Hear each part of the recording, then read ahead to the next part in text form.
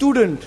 Zen Buddhism is a branch of Buddhism only that spread into Japan and other places, Southeast Asia. And one of the most simple philosophies of Zen Buddhism is they question everything. One of the Zen masters, he saw Gautam Buddha's photograph. He said, why didn't Gautam Buddha have a beard? Means question everything. How do you know that this is the image of Gautam Buddha? Just because someone is telling you that. Maybe Gautam Buddha had a beard. How do you know? So their objective of understanding the whole world is question. Question everything. Question existence. And then the answer will come to you. So there was one Zen student who thought he had achieved a lot. So he went to his master and he wanted to express what he's achieved. So he kept on, telling his experiences. He's like, now when I sit in meditation or when I'm experiencing the world, there is nothing. I do not experience anything. There is nothing coming in, there is nothing going out. And he wanted to keep on continuing with his experiences. His master looked at him, he picked up a stick and he hit the student very hard on his head with the stick. The moment the student got hit, all that coming and going and nothing is happening stopped and he became very angry. He said, Master, he became angry and he said, why are you hitting me? So the master just laughed and said, if there is nothing and there is nothing coming in and going out, then where is this anger coming from? That means after whatever you thought you've accomplished, this anger has already been present, it resides in you. It's only that act got it out. So have I truly conquered my anger? If everything is very peaceful around me, and if I'm living in the Himalayas, in a cave, not paying government taxes, obviously everything is very okay. But if I have to struggle in this world, I have to pay taxes. I have to, or not me, or husbands have to cook tea for their wife. That is the struggle. And within that struggle, can you keep a neutral self? That is true accomplishment. Because within there also there are distinctions. If the husband is cooking tea for me every morning or making tea for me every morning, he's a good husband. The moment he does not do that, he becomes a bad husband automatically. It's not the act of satisfying the ego which is changing everything. My ego is being gratified, he's a very good person. My ego is not being gratified, he's a very bad person. This is how the mind moves. So it becomes very important for all of us to understand our conditioning. Begin from there. Begin to accept that my mind is not in my control. And witness it from moment to moment. Next time you are getting angry, ask yourself the question, who is getting angry? It's a very simple question. And you will find out the answer, whether it's you who are getting angry or it is that egoistic mind, the I individuality which is getting angry.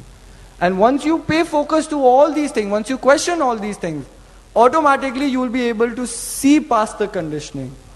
See what is eternal, what is the truth. And once the truth is there and you've experienced it, then automatically your longing to experience that will increase automatically. It's just like, I've never tasted kheer.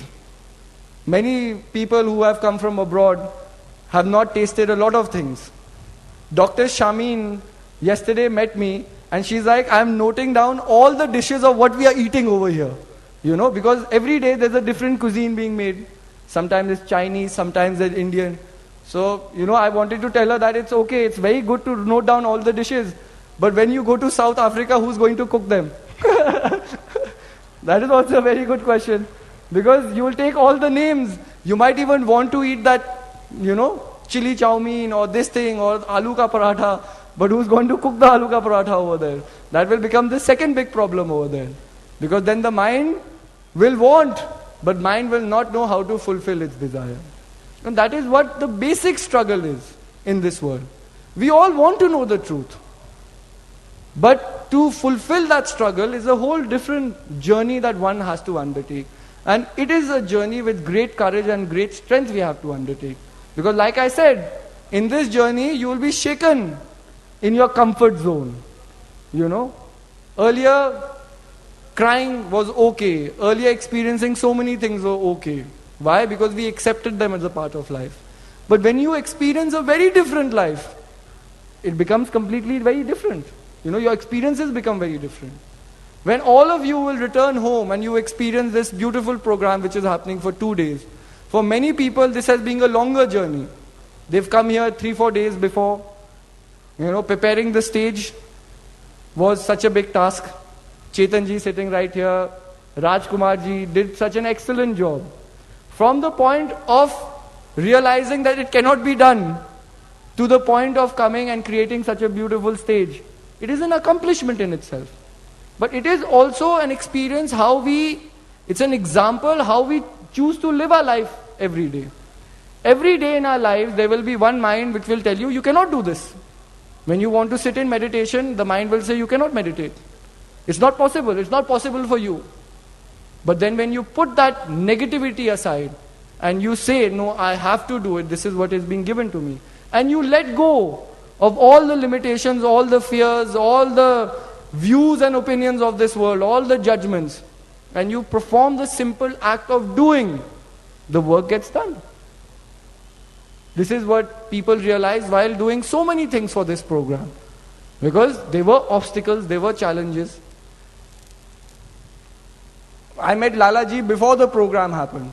We were sitting and calculating with Mataji how many people are going to come. Do you think it's easy to cook food for 40,000 people? But that is being done. Food every day for the past 3 days has been cooked for 40,000 people. People are eating it. People are enjoying it. And this is an experience. But the effort has also gone behind making that experience, what you are experiencing, to be true. And that effort cannot be done with a flaky mind, with a mind which says, no, it cannot be done. So, when we struggle in life to understand the truth, if we do not understand how the mind is conditioned, it is very difficult to achieve something, because that conditioning of the mind will become the greatest obstacle. So it is very important for all of us to understand what Guru Maharaj Ji is doing, what his work is. The work is so subtle and its consequences are so vast that sometimes it becomes very difficult for us to comprehend. Many people look according to their own viewpoints. Oh, Guru Maharaj Ji said this, because of that, because of that. No. Guru Maharaj Ji's vision is beyond the normal social conditioning we are used to. We are used to what? If someone praises me, it's very good. If I perform this act, I'll be rewarded for it in some way or the other. This is how we are motivated into thinking. Because this is what the world has taught us. Study hard, work hard, get into a good college, then only you will get a good job. When you will get a good job and your pay scale is certainly good, then you can live in the luxuries of life. When you are living in the luxuries of life, you are happy. This is what is being taught. This is what being drilled. So whatever we are doing, we are expecting something in return. This is how the normal human psyche is working. And this happens in the path of spirituality also. Because the mind with its egoistic trait is not witnessed. And I say, oh, I'm meditating every day, but nothing is happening. I want something in return.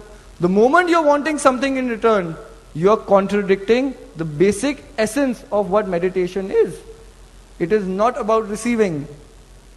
It is about giving, and it is about experiencing. And a person can only freely give when his ego is no more. A person can act that he is giving, but the ego resides, then he wants something in return also. Very subtle. So, to understand how we can develop a change in ourselves, we must learn to understand ourselves. And how can we understand ourselves? Is by meditating. When you do that simple act of meditation, let it be for 5 minutes in a day, 10 minutes in a day, let it be in the evening, let it be in the morning. But build a routine, build a habit of meditating. When that happens, then you see how changes automatically happen. Now what changes will happen, I don't need to tell you. Because each and every individual is in his own journey in life. No two changes will be alike. For some people, letting go of their anger is the most difficult thing. For some people, it will be the most easiest thing to do. For some people, letting go of their pride is the most difficult thing to do. For some people, there is no pride to let go to begin with. They've lived very humble living, and their psyche, human psyche, is already developed in a very humble way. They do not judge people, they do not accept things from people. They live their life with simplicity, with honesty, and that is their life. So it is very important in many ways to understand, the benefits, not the benefits I would say, of understand the true aspect of what meditation means, And when you start doing that, then your life becomes a living act of meditation. Every moment you will learn from the world, you will witness it, you will witness yourself, and that process becomes an everlasting process, it becomes a continuous process. And the moment that process becomes a continuous process, then there is no looking back. Then the only way is to move forward into that positive change. So it happens, I have seen people, so many people, of all ages, of all backgrounds, in all parts of the world, who are making this change in their life. And it is so beautiful. When I go to travel to Mexico, I cannot speak more than 2 sentences in Spanish, or Mexican, which I've been doing for the past 3 years when I'm going there. It's same, ¿Cómo estás? Muy bien.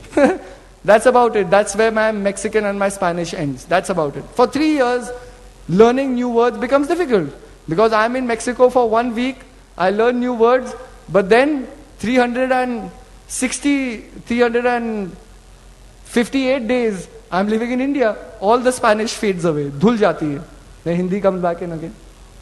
So, the thing is, unless you are constant in your effort, it is not possible to achieve anything.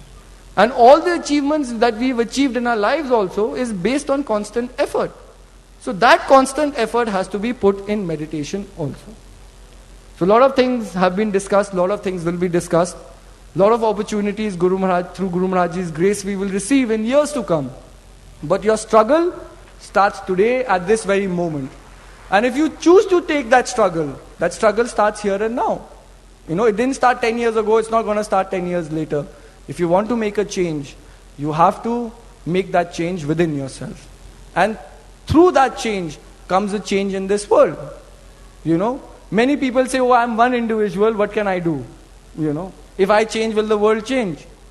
Gautam Buddha was also one individual who changed himself and he has changed the world. Jesus Christ was also one individual. Lord Krishna was also one individual. But we have to be careful to not let our egos come into place. Because even Stalin was one individual. Even Hitler was one individual. Even Lenin was one individual. And people like Gaddafi is also one individual living in this world today. Saddam Hussein lived in this world today. He was also one individual. But what did that one individuality create? If it's not put into the positive light of aspect of living, it destroys the world. That one individual and what that one individual create has the potential to either destroy the world or either to give the world a breath of fresh air, renew the world. This is up to us. The fundamental choice has to be made within. And I remember a very old premi, David Sutherland. He must be seeing this program. He told me this when he was visiting India last in Haridwar only. He said, Vibhuji, I've experienced a lot of things in my life. I've lived all extreme ways of living. And he's like, Paramhansa Yogananda wrote a book, Autobiography of a Yogi. He's like, I could not become a yogi in my life, but I know what I did become in my life. I became a bhogi. So when I will write a book, it will be an autobiography of a bhogi. It will be a guide to tell people what not to do in life. Because I did all those things. I just was looking for bhog, for self-satisfaction in this world. And it never got me anywhere. So how does the person change that? And in a way, if we look at ourselves, we all bhogis in a way. We all are striving for our desires to be satisfied, for our egos to be gratified. In subtle ways, that is what is happening. Until that is happening, we can never understand what truth is. So with all this complicated stuff, that has been said, let me lighten up the mood. In the daytime during Maharaj's puja, ended my speech with a joke. Many people must have not understood the joke because in Hindi. So to end my speech and, on a happy note, there was a girl who worshipped God a lot, God was, eventually God became very happy. He manifested himself and he asked the girl, okay, tell me, what do you want? What is your boon? So the girl simply looks up and she says, that God, I just want to be married to a very intelligent man.